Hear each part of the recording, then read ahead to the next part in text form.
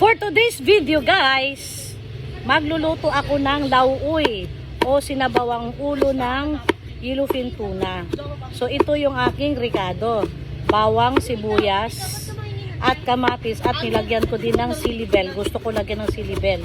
Tapos ang gulay na ilalagay ko ay malunggay at saka repolyo. Kasi pag lauay naman, pag laswa o sinabawan, bahala ka kung anong ilalagay mo, diba? Eh, hindi kasi ako namalengke.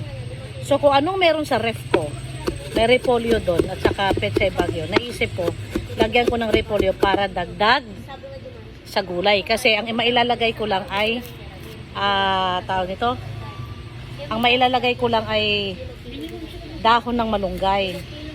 So, kokonti, no? Kaya naisip ko, may repolyo ako, lalagyan ko ng repolyo. Ayan, ito, hiwa-hiwa lang to. Halo-halo lang to mamaya. Nagpakulo na ako ng tubig. Kaya, hinihiwa ko na tong iricado nilalagay ko. Tapos, meron ako isang pirasong pata, harapan. Nagpainit na rin ako ng mantika.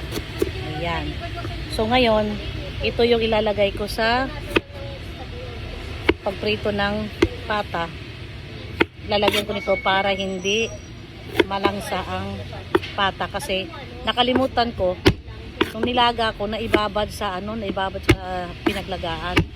So hugasan mo nga. Mahulog, hugas ko na.